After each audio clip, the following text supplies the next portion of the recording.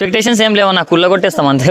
వచ్చిన రోజు అది ఒక సునామీ లాగా వస్తది, మొత్తం తుడుచుకొని వెళ్ళిపోతుంది అంతే రికార్డులని. అంటే ఈ విషయంలో ప్రభాస్ ఫ్యాన్స్ కొంచెం బాగా సపోర్ట్ చేస్తున్నారు పుష్ప 2 కి అంటున్నారు. అవునన్నా, మా సైడ్ కూడా మొత్తం ప్రభాస్ ఫ్యాన్స్ కావచ్చు, మహేష్ బాబు ఫ్యాన్స్ కావచ్చు, ప్రతి ఒక్కరు అరే ఎప్పుడు వస్తుందిరా మీ పుష్ప అంటే ఎప్పుడు వస్తుందిరా మీ పుష్ప అన్నట్టు చాలా మంది వెయిట్ చేస్తున్నారు. సో వాళ్ళకి మేము థ్యాంక్స్ చెప్పుకుంటున్నాం. ఎందుకంటే మా హీరో మూవీ కోసం వాళ్ళు ఇంత ఈగర్ గా చేస్తున్నారు అంటే ఇక మీ ఇమాజినేషన్ కి వదిలేస్తున్నా ఏ రేంజ్ మరి ఏ రేంజ్ లో కొల్లగొడుతుంది అనుకుంటున్నారు రికార్డ్స్?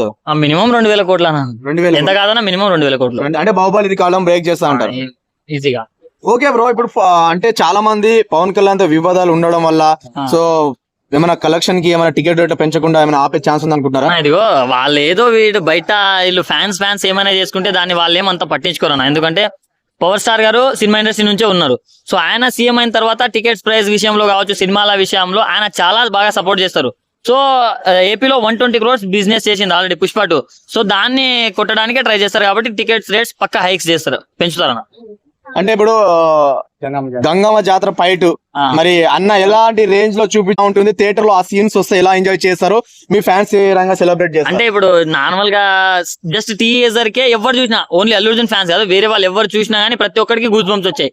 అలాంటిది అది 70mm స్క్రీన్ మీద చూస్తే అది ఏ రేంజ్ లో ఉంటుందో మీరు ఊహించుకోండి అన్న. అండ్ ఫ్యాన్స్ ఎలా సెలబ్రేట్ చేసుకుంటారంటే నా గెస్ ప్రకారం మా వాళ్ళు కూడా గెటప్ వేసుకొని వెళ్తారని నేను అనుకుంటున్నాను. స్పెషల్ సాంగ్ పుష్ప 1 లో స్పెషల్ సాంగ్ సమంత చేసింది కదా, ఆ సమంత ప్లేస్ ని ఎవరు రిప్లేస్ చేస్తారు అనుకుంటున్నారు? శ్రీలీల చేస్తున్నాను. శ్రీలీల మ్యాచ్ చేస్తా సమంత ప్లేస్ ని.